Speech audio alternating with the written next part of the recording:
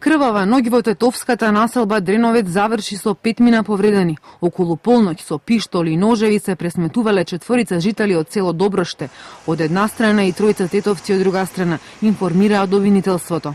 Првичните информации од истрагата се дека до престрелката дошло по расправија за девојка. Осомничените се на возраст од 21 до 25 години, а еден е 53 годишен. Според информациите од МВР, 5 мина повредени од двете спротивставени групи со прострелни рани во десно надколено, лево надколено, убодна рана во врбет, убодна рана во врат и повреди на нозете биле однесени во клиничката болница во Тетово и во ургентниот центар во Скопје.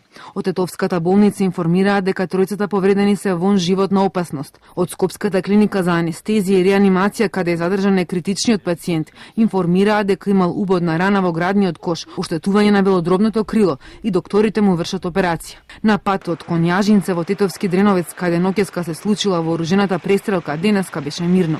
Жителите не сакаа да коментираат што се случило.